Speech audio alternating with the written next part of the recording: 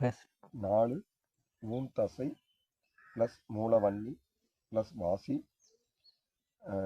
கொழுப்பு, மேதை, மேதஸ், நாலாம் தாது. நாலாவது தாது 3 தாது: உமிழ்நீர், ரத்தம், தசை, அப்புறம் கொழுப்பு.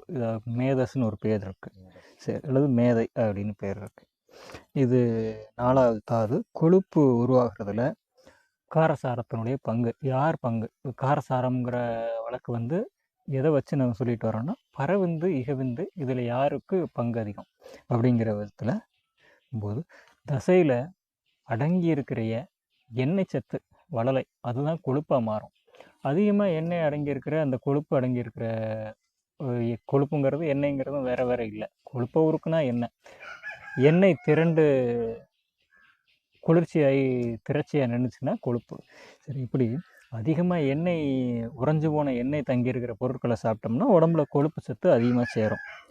இந்த தசையில் அடங்கியிருக்கிற எண்ணெய் ப்ளஸ் வளலை இதுதான் கொழுப்பு.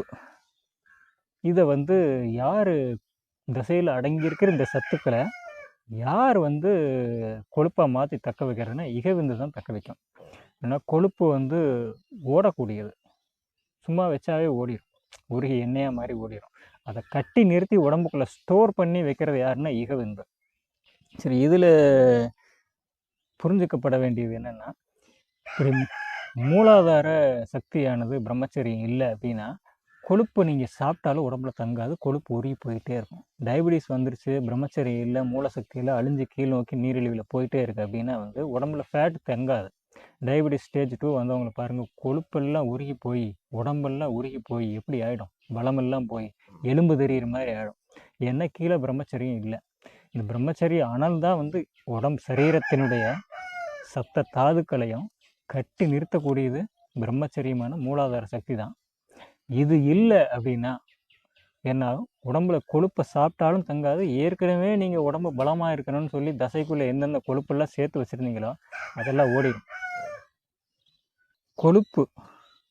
கொழுப்பை வந்து உடம்பே வந்து பின்னாடி வந்து நமக்கு ஆற்றல் தேவைக்காக உடலை சேர்த்து வைக்குது. சரி, இந்த சேர்த்து வைக்கிற வேலையை செய்கிறது இகவிந்து தான். அதாவது மூலாதார சக்தி தான் வந்து உடலின் கொழுப்பை தக்க வச்சு பின்னாடி பயன்படும் இருக்குது அப்படிங்கிறத சேர்த்து வைக்குது. அதாவது நமக்கு மட்டும் இல்லை, எல்லா தாவரங்களுக்கும். தாவரங்களுடைய வேர் தான் அதனுடைய எல்லா பாகங்கள்லேயும் கொழுப்பு சக்தியை சேமித்து வைக்குது. இந்த சக்தியை சேமித்து வைக்கிற வேலையை செய்யுதா கட்டி நிறுத்தி ஒரு இடத்துல தக்க வைக்கிற இந்த டேம் மாதிரி வைக்கிற வேலையை செய்கிறதே வந்து இகவிந்தான மூலாதார சக்தி தான். இந்த சேமிக்கப்பட்ட சக்தி எப்போவெல்லாம் வந்து ஆற்றலாக மாறி வெளியே வரும், வேலை செய்யணும், எந்திரிச்சு வேலை செய்யணும். இப்படி வேலை செஞ்சு உடலை அசைக்கும் போது இந்த கொழுப்பானது உருகி எண்ணெயாக மாறிடும். இந்த கொழுப்பை உருக்கி எண்ணெயாக மாற்றினது யார்? உடலை அசைக்கிறதுக்கு ஆதாரம், அசைக்கணும் அப்படின்னு நினைக்கிறதுக்கு ஆதாரம் மூளையில் இருக்கிற பரவிந்து. ஆனால் கருவிகள் எல்லாம் உடம்பெல்லாம் அசையணும் அப்படின்னா அதுக்கு ஆதாரம் இகவிந்து. கீழே இருக்கிற சக்தி தான் அசையும். கீழே ஸ்பைனல் காலில் அடிபட்டுருச்சு அப்படின்னா கீழே இருக்கிற சக்தி வந்து மேலே ஏறாது, கைகள் எதுவுமே அசைக்க முடியாது. மூளையெல்லாம் ஆக்டிவாக இருக்கும், சிந்திக்க முடியும், செயல்பட முடியாது. ஏன்னா அதுக்கு உண்டான தொடர்பு நடந்து போச்சு. இப்படி இகவிந்து தான் உடல் கருவிகளை அசைச்சு கர்மகாரியங்களை செய்கிறதுக்கு ஆதார சக்தியே இருக்குது. எது கொழுப்பை தக்க வச்சதோ அதே தான் இப்போ வந்து சக்தி. அதே சக்தி இப்போ கொழுப்பை உருக்கிறதாகவும் மாறிடும். கொழுப்பை உருக்கிறதுக்கும் அதே இகவிந்து தான் வேணும். கொழுப்பு நிறைய சாப்பிட்டு உடம்பு வந்து டெவலப் ஆகிடுச்சு 40ஸ்க்கு முன்னாடி அல்லது 40-50க்கு முன்னாடி, டயபிட்டிஸ் வர்றதுக்கு முன்னாடி ஐடியில் நிறைய ஃபேட்டை சாப்பிட்டு உடம்பு வந்து ஒபேஸ் ஆகிடுச்சு, ஃபேட் நிறையா இருக்குது, அதை பர்ன் பண்ண முடியல. ஏன் பர்ன் பண்ண முடியலன்னா ஃபேட்டை பர்ன் பண்ணுறதுக்கும் பிரம்மச்சரியம் வேணும். பிரம்மச்சரியம் இருந்தால் அது தன்னால் காலி ஆகிடும். இயக்கும்போது அது போய் கீழே இருக்கிற இந்த மூலாதார சக்தி வந்து சரீரத்தின் சத்த தாதுக்களையும் சாப்பிட்டு உருக்கிடும். எங்கெங்கெல்லாம் வந்து எண்ணெய் இருக்கோ அதெல்லாம் ஆவியாக்கிக்கிட்டே இருக்கும், உடலை எரித்து வந்து சக்தியாக மாட்டிக்கிட்டே இருக்கும். இந்த பிரம்மச்சரியம் இல்லை அப்படின்னா உடம்புல ஃபேட் இருந்தாலும் இந்த ஃபேட்டை உருக்க முடியாது. ஃபேட்டை தக்க வைக்கும்போது அது இருந்தது, பின்னாடி விரயமாயிட்டே இருக்குது அப்படின்னா நீ உருக்கணும்னு நினைக்கும் போது அது பயன்படாது, அப்படியே நிற்கும். இது அப்படியே நிற்கிறது என்ன ஆகும், பின்னாடி வந்து சரி ஒபேஸாகவே இருக்குது அப்படியே உடம்பு இருக்குதான்னா இல்லை, உருகி டயபெட்டிஸ் ஆரம்பிச்சிடும். அந்த இவ்வளவு நாள் சேர்த்து வச்ச சக்தி ஒரு கட்டம் வரைக்கும் அப்படியே இருக்கும். ஏன்னா அதை எரித்து உருக்கக்கூடிய இகவிந்தான பிரம்மச்சரியம் இல்லை. அதுக்கப்புறம் சரி இப்படியே உடம்ப ஒபேஸ் ஆகிட்டு ஃபேட் அப்படியே ரிஜிடாக பாடி மாறிட்டே வருது. இந்த ரிஜிட்னஸ் கடைசி வரைக்குமே இருக்குமான்னா இருக்காது. அதுக்கப்புறம் பிரம்மச்சரி இல்லாமல் எல்லாம் அழிஞ்சு போக ஆரம்பித்ததுக்கு பிற்பாடு என்ன ஆகுது, இந்த கொழுப்பானது சக்தியாக மாற்றப்படாமல் அப்படியே வெளியே போகும், எனர்ஜியாகவே வெளியே போகும். ஆக்சுவலாக இது வந்து ஃபேட்டை பேர்ன் பண்ணி எண்ணெயாக மாற்றி அந்த எண்ணெயை வந்து எனர்ஜியாக மாற்றி உடம்பு வச்சுக்கணும். சாப்பிடாமல் இருந்தாலும் வச்சிரும், பட்னியாக கிடந்தாலும் அதுவே மாற்றிடும் ஃபேட்டை. ஆனால் அதை மாற்றுறதுங்க, பட்னியாக கிடந்தாலும் அதை மாற்றுறதுக்கு கீழே பிரம்மச்சரி இருக்கணும்.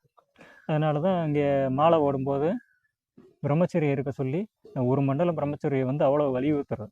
உடம்பை சுத்தம் பண்ணுறதுக்கு பிரம்மச்சரியத்தால் முடியும், அதாவது கீழே இருக்கிற மூலாதார சக்தியால் முடியும்.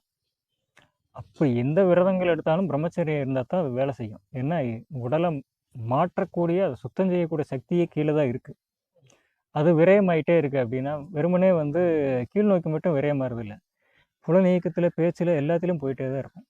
ஏன்னா கர்மகாரியங்கள் கைகால 5 புலன்கள் இயங்கிறதுக்கு அதுதான் ஆதாரம். எண்ணத்துக்கு பரவிந்த ஆதாரம், செயலுக்கு இகவிந்த ஆதாரம்.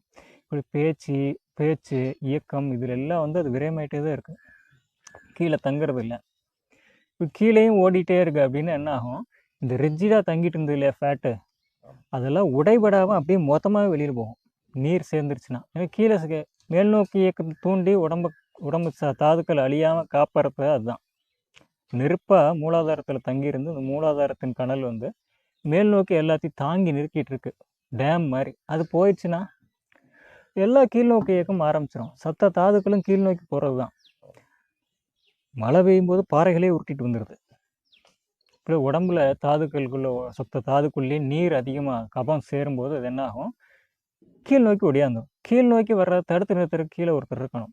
அந்த சக்தி தான் விரயமாயிடுச்சு. அப்போது ரிஜிடாக ஃபேட் நிறையா இருந்த பாடி ஒரு ஸ்டேஜுக்கு அப்புறம் பிரம்மச்சரியத்தினுடைய அந்த வீரியம், அந்த மேல் நோக்கி இயக்கம் கீழ் நோக்கி இயக்கம் இதனுடைய ரேஷியோ மாறி போய் அது ஆதிக்கம், கீழ் நோக்கி இயக்கம் ஆதிக்கம் செய்யும்போது எதுவுமே இல்லாமல் இந்த கொழுப்பு மொத்தமாக இந்த எல்லாமே போகும். இது ஏஜிங் ஸ்டார்ட் ஆகுது. இப்படி சத்து விரயமாகும் போது தான் வந்து தோல் சுருக்கம் உண்டாகிறது. சரி, இப்போ இந்த உடலை அசைவிக்கும் போது மூலத்தில் அடங்கிய வாசி, இந்த இகவிந்து தான் வந்து ஃபேட்டை பேர்ன் பண்ணுது. ஆனால் அந்த இகவிந்துக்கு சக்தியை கொடுத்தது யார், பரவிந்து. இதுதான் மேலே வந்து உணவை செரித்து கொண்டு வந்து அங்கே தங்கியிருக்கு. இப்போது இகவிந்து அதுக்குள்ளே பரவிந்து கலந்து வாசியாக நிற்குது. இந்த வாசியை வீணடிச்சிட்டா உடம்புல இருக்கிற ஃபேட்டை உருப்பவே முடியாது. இது சம்சாரிக்கு. சரி, இந்த கொழுப்புக்குள்ளே அந்த பாக்ஸுக்குள்ளே கொடுத்துருக்குறது கொழுப்பு, உடலின் உப்பினுடைய கட்டு, சுண்ணாம்பு, எண்ணெய், இதெல்லாம் வேறு வேறு வகையில் வேறு வேறு டைமென்ஷன்ஸில் அதை சொல்கிறது. சரி, கொழுப்புக்குள்ளே அடங்கி இருக்கிறது என்ன அப்படின்னா, ஒன்று வந்து உப்பு, சாரம். ஒரு கொழுப்பில் என்னவெல்லாம் அடங்கியிருக்கு, கொழுப்புங்கிறது எண்ணெயுடைய மறுவடிவம். ஆனால் அது எண்ணெயாக இல்லை, அதுக்கு முன்னாடி ஏதோ ஒரு பொருளாக இருக்குது. எண்ணெயும் தண்ணியும் கலந்து உறைஞ்ச போன பொருளாக இருக்குது. தேங்காய் எண்ணெயை பனிகாலத்தில் உரைய வச்சா எப்படி இருக்கும், அதுதான் ஃபேட்டு. இப்போ அந்த உறைஞ்ச போதே அதுக்குள்ளே தேங்காய் எண்ணெய் என்ன ஆயிடுச்சு, நீர்த்தன்மை சேர்ந்துருச்சு. நீர்த்தன்மையும் ஆனால் அதுக்குள்ளேயே உப்புத்தன்மை இருக்குது. சூடானால் அதுவே உருகி ஓடும், நீ எதையுமே சேர்க்க வேண்டாம். அதுக்குள்ளேயே வந்து சாரமானது உள்ளே கலந்து குளிர்ச்சியால் உறைஞ்சி போய் நிற்குது. சரி, இன்னும் குளிர்ச்சியாச்சுன்னா நல்லா உறையும், அப்படியே இருக்கும். இன்னும் தண்ணி சேர்ந்துச்சுன்னா மிதந்து ஓடிடும். தண்ணி சேர்ந்துச்சுன்னா அப்படியே இருக்கும். உடம்புக்குள்ளே தண்ணி சேர்ந்துச்சுன்னா அந்த தண்ணியில் இது மிதந்து வெளியில் போயிடும், உடைபடாமல் வெளியில் போயிடும். இப்படி கொழுப்புக்குள்ளே இருக்கிற அடங்கிய உப்பு வந்து நீர்த்தன்மை மீறும்போது, இப்போ உடம்பு பாடி ஃபேட்டுக்குள்ளே எல்லாமே சால்ட் இருக்குது. இந்த சால்ட்டுக்கு ஆதாரம் அதாவது உமிழ்நீரும் அந்த உமிழ்நீரில் அடங்கிய பரவிந்தான உப்பு சக்தியும் அகரமானது உள்ளுக்குள்ளேயே அடங்கியிருக்கு கொழுப்புக்குள்ளே. இது பச்சை தண்ணி உடம்புல வந்து நீர்த்தன்மை மீறும்போது, நீர்த்தன்மை மீறுறது ஒரு புறம், மூலாதாரத்தில் இருக்கிற நெருப்புத்தன்மை குறையிறது, மூலாதார சக்தி குறையிறது. இப்படி குறைஞ்ச போது என்ன ஆகுன்னா, இந்த நீரானது கீழ்நோக்கி இயக்கம் மேலோங்கி கொழுப்பு அதை இது வரைக்கும் பாதுகாத்து ஸ்டோர் பண்ணி வச்சுருந்த மஜ்ஜை எல்லாத்தையும் அழித்து வெளியில் போக ஆரம்பிச்சிடும். சரி, இப்போ இந்த தசை கொழுப்பு இதை வந்து இன்னும் விரிவாக சொல்லலாம் கொழுப்புங்கிற பாகத்தை.